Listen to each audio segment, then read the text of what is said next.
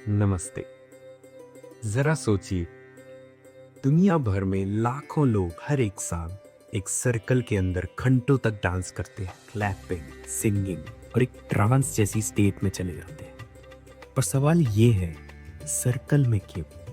क्यों ये 9 दिन होता है? और क्यों वो छोटा सा लैम्प या दिया सेंटर में रखा होता है? क्या ये सिर्फ एक ट्रेडिशन है या फिर इसके पीछे कोई हिडन साइकोलॉजी, कोई एंशिएंट विजडम है? आइए आज के इस वीडियो में इस डांस फॉर्म को समझते हैं जिसका नाम है गरबा।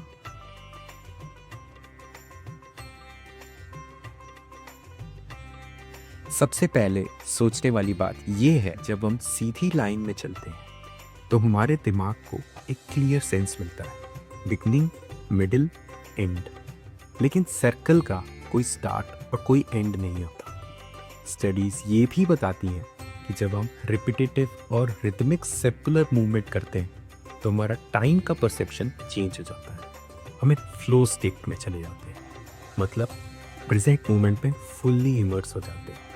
लेकिन हमारे एंसेस्टर्स इससे भी ज़्यादा डीप बातें कहते थे। उनके हिसाब से सर्कल कॉस्मिक साइकिल को पूरा करता है, जो कि जीवन, मृत्यु और पुनर्जन्म को रिप्रेजेंट करता है। सर्कल अनंत काल का सिंबल है और गरबा में ये एक सर्कल एक और चीज को दिखाता है। सब कुछ रिवॉल्व करता है दिव्य शक्ति के अराउंड, जो कि माता दुर्गा के रूप में रिप्रेजेंट होती है। जैसे प्लैनेट्स रिवॉल्व करते हैं सन के अराउंड, वैसे ही सब लोग रिवॉल्व करते हैं दिव्य शक्ति के अराउंड। और यही साइकोलॉजिकल मैजिक है।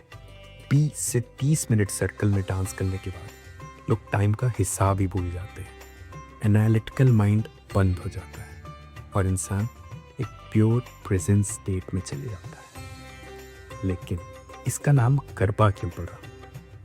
गरबा शब्द संस्कृत के गर्भ से आया है, जिसका मतलब है वूम्ब, यानी गर्भ। अब सोचिए, एक डांस का नाम वूम्ब पर क्यों रखा गया होगा? ये सिर्फ एक पोएट्री नहीं है, इसमें डीप साइकोलॉजी है।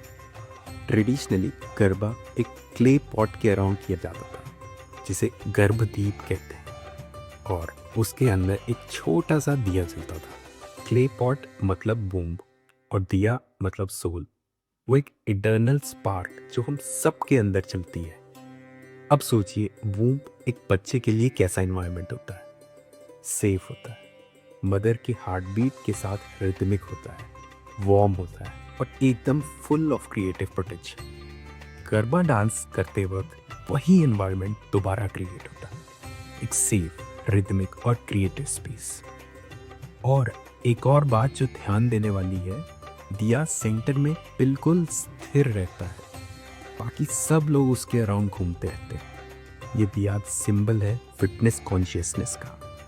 मतलब आपकी लाइफ में इमोशंस आएंगे, थॉट्स आएंगे, सर्कमस्टेंसेस चेंज होंगे, पर अंदर एक कॉन्शियसनेस जो है वो कभी चेंज नहीं होता। ये एक तरह की साइकोलॉजिकल ट्रेनिंग है। जब आप घंटों तक एक स्टिल सेंटर के अराउंड डांस करते हो तो दिमाग को एक मैसेज मिलता है, लाइफ चाहे कितनी भी केओटिक हो, मेरे अंदर एक स्टिल कोर है जो हमेशा स्टेडी है।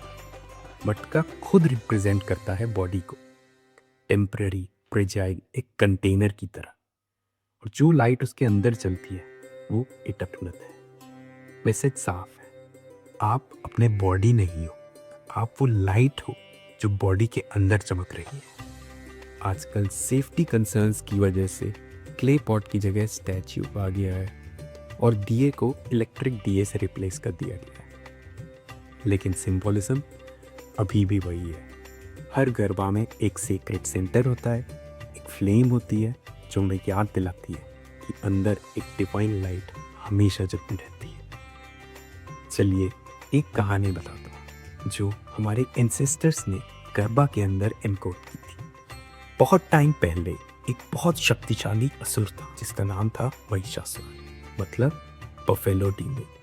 उसने एक ऐसा वरदान प्राप्त किया था कि ना कोई आदमी और ना कोई देवता उसे मार सके। शक्ति के नशे में चूर वो अपने आप को अमर समझने लगा था। तब सभी देवताओं ने अपनी अपनी शक्तियों को मिलाकर एक नई शक्ति को जन्म दिया जिसका नाम था माता दुर्गा, जिनको दिव्य शक्ति का साक्षात रूप माना जाता है। 9 रात तक उन्होंने महिषासुर से लड़ाई की और 10वें दिन विजयदशमी पर उसे हराया। लेकिन यहाँ एक गहराई से सोचने वाली बात यह है कि महिषासुर सिर्फ एक बाहर का राक्षस नहीं है, वो अपने अंदर के सिद्धि पैटर्न्स, ईगो ड्रिवन सोच और कंडीशनिंग का सिंबल है। सोचिए बफेलो कैसा होता है, भारी, स्लो और बिना अवेयरनेस के ब्लाइंडली चार्ज करता है। वैसे ही हमारा दिमाग होता है, एक ही पैटर्न में अटका रहता है, चेंज करने से रेजिस्ट करता है और बार बार वही गलतियां करता है। हर रात का गरबा इसी इनर बैटल को एक एक करके हराता है। ये लड़ाई है बुराई पर अच्छाई की, अंधकार पर रोशनी की और अव्यवस्था पर व्यवस्था की। स्पिरिचुअली डांसर्स दुर्गा माता की करेज और उनकी डिवोशन को ऑनर करते हैं, और साइकोलॉजिकली ये प्रैक्टिस उनके अंदर धैर्य और शक्ति को मजबूत करती है। और इसीलिए नवरात्रि 9 रात तक चलती है। सिर्फ एक दिन का एक्सपीरियंस काफ़ी नहीं होता, बदलाव के लिए निरंतर साधना चाहिए। सिर्फ सोच लेने से आपका चेतन नहीं बदलता, उसे अपने जीवन में उतारना पड़ता है। और मूवमेंट ही काफ़ी नहीं है, साउंड का भी बहुत इम्पोर्टेंट रोल है। कभी सोचा है गरबा में क्लैपिंग इतनी ज़रूरी क्यों है? हम सब करते हैं लेकिन रेयरली इसके पीछे का मीनिंग समझते हैं। स्पिरिचुअल लेवल पे देखें तो रिदमिक क्लैपिंग एक ऑफरिंग है भगवान को। आप अपने हाथों से वाइब्रेशन क्रिएट करते हैं, साउंड वेव्स जो देवी की शक्ति को ऑनर करते हैं। सोचिए जब आप खुश होते हो तो सबसे पहले नेचुरली क्लैप करते हो, राइट? गरबा की क्लैपिंग का जो रिदम है वो एक रिलैक्स्ड ह्यूमन हार्ट बीट से मैच करता है, इसीलिए ये एक सूदिंग और मेडिटेटिव इफेक्ट क्रिएट करता है। और ये सिर्फ एनर्जी नहीं है, साइंस भी इसे एक्सप्लेन करती है। क्लैपिंग से बायलैटरल स्टिमुलेशन होता है, मतलब दिमाग के दोनों हेमिस्फीयर्स एक साथ एक्टिवेट होते हैं। यही टेक्निक आजकल ट्रॉमा थेरेपी में यूज होती है ताकि लोग अपने टफ एक्सपीरियंसेस को हील कर सकें और डीपर अवेयरनेस एक्सेस कर पाए। जब आप लंबे समय तक रिदमिकली क्लैप करते हो, ब्रेन अपने आप डिफरेंट स्टेट्स ऑफ अवेयरनेस में शिफ्ट हो जाता है। स्टडीज बताती हैं कि रिदम और म्यूजिक के साथ मूवमेंट करने से हम प्रेजेंट मोमेंट पे आ जाते हैं और स्ट्रेस नेचुरली रिलीज हो जाता है। और इस प्रोसेस में आपके ब्रेन से निकलते हैं एंडोर्फिन्स और डोपामाइन, जो कि नेचुरल फील गुड केमिकल्स होते हैं। इसीलिए आप गरबा में थके हुए, स्ट्रेस्ड या दुखी भी जाते हो तो सिर्फ आधा घंटा क्लैप और डांस करके सडनली एनर्जेटिक और अलाइव फील करते हो। हमारे एंसेस्टर्स के पास साइंटिफिक टर्मिनोलॉजी तो नहीं थी, पर उन्हें परफेक्टली पता था कि ऐसे एक्सपीरियंस कैसे इंजीनियर किए जाते हैं। और अब जब मूवमेंट और साउंड का सीक्रेट डिकोड हो गया है, तो चलिए ये देखते हैं कि ये सब शुरू कहाँ से हुआ और कैसे इवॉल्व हुआ। गरबा की शुरुआत हुई थी गुजरात के एक गांव से, एकदम सिंपल सेटिंग नवरात्रि के दौरान। गांव के लोग बीच आंगन में इकट्ठे होते थे, ना कोई स्टेज, ना स्पॉटलाइट, बस मिट्टी, दिए की रोशनी और देवी के गीत। और सबसे खूबसूरत बात, सब नंगे पैर डांस करते थे, सीधा जमीन की एनर्जी से कनेक्ट होते हुए। ट्रेडिशनल कपड़े भी सिर्फ डेकोरेशन के लिए नहीं थे, हर कलर का अपना एक सिंबॉलिक मीनिंग था। देवी के अलग अलग रूप को रिप्रेजेंट करना और साथ ही साथ एक ग्रुप हार्मनी क्रिएट करना।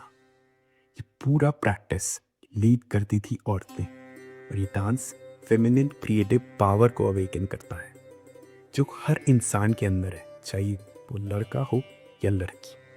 और उस सर्कल के अंदर सब एक जैसे होते थे, छोटा बड़ा, अमीर गरीब, सब एक ही रिदम में मूव करते थे।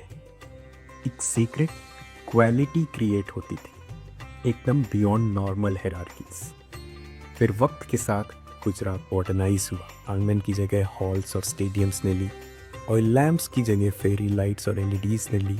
फोक सॉन्ग्स के बीच बॉलीवुड और म्यूजिक खुलने लगा और आज तो 40 से ज़्यादा देशों में गरबा होता है। लेकिन एक चीज़ खास है कि कोर बिल्कुल वही रहा। Circle, central focus, rhythmic clapping और नवरातों का सफ़र। हमारे एंसेस्टर्स ने जो विजडम इनकोड किया था वो इतना पावरफुल था कि हर मॉडर्नाइजेशन को सरवाइव कर गया। इसीलिए आज भी चाहे आप अहमदाबाद के गांव में डांस करो या मेलबर्न के स्टेडियम में, जो साइकोलॉजिकल और स्पिरिचुअल इफेक्ट होता है वो सेम ही है।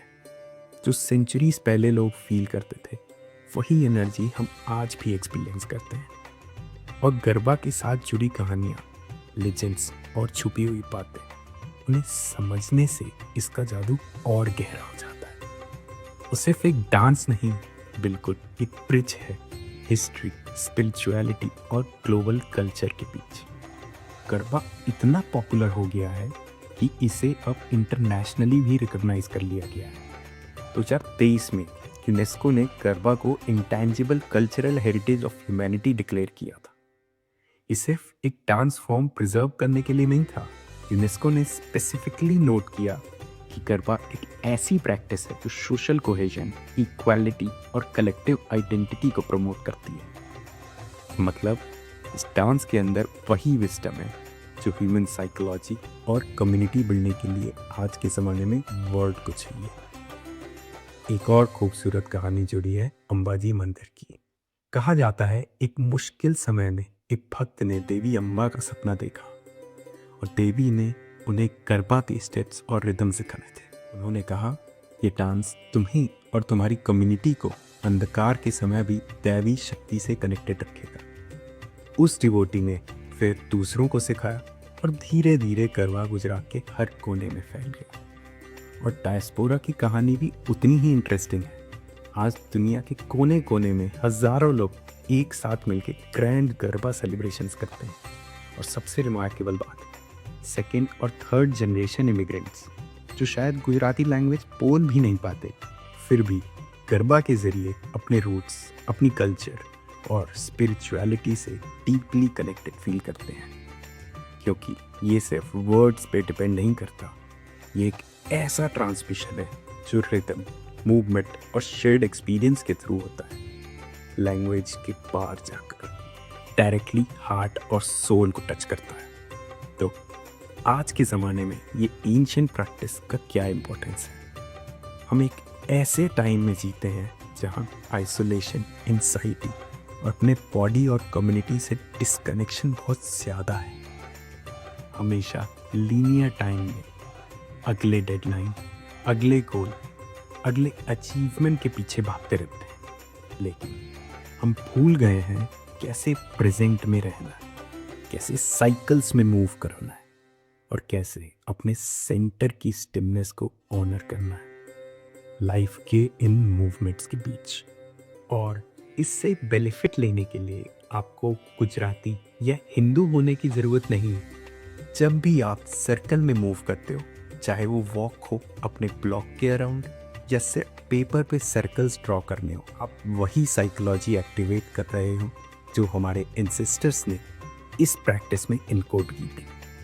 सर्कल सिखाता है कि लाइफ लीनियर प्रोग्रेस नहीं है, ये साइक्लिकल ग्रोथ है। जो भी आप सेंटर में है वो हमें याद दिलाता है, चाहे लाइफ कितनी भी केओटिक हो, एक अनचेंजिंग पीस हमारे अंदर हमेशा रहती है। नवरात्रि के 9 दिन हमें सिखाते हैं कि असल बदलाव धैर्य और निरंतरता से आता है। और ताली बजाना हमें रिदम और कम्युनिटी की हीलिंग पावर से कनेक्ट करता है। मेरी आपसे एक रिक्वेस्ट है, अगली बार जब भी आपको गरबा सेलिब्रेट करने का मौका मिले या किसी भी तरह के सर्कुलर मूवमेंट में पार्ट लो, अपने कॉन्शियसनेस को ऑब्जर्व करना, सेंटर की स्टिलनेस को फील करो। जब आप मूव कर रहे हो, नोटिस करो कैसे आपकी इंडिविजुअल आइडेंटिटी धीरे धीरे ग्रुप के साथ मर्ज होने लगी है। अपने एंसेस्टर्स के द्वारा डिज़ाइन की गई ट्रांसफॉर्मेशन को खुद एक्सपीरियंस करिए। आपके लाइफ में कौन सा ऐसा एंशिएंट विजडम है जो आपको ट्रांसफॉर्म कर चुका है, नीचे कमेंट्स में शेयर कीजिए। और अगर आपको ऐसे हिडन मीनिंग्स और डीप एक्सप्लेनेशंस पसंद आते हैं तो सब्सक्राइब करना मत भूलिए। अगले हफ्ते एक और पुरानी प्रथा का रहस्य कवर करेंगे। तब तक के लिए क्वेश्चन करते रहिए, एक्सप्लोर करते रहिए और डांस करते रहिए। धन्यवाद।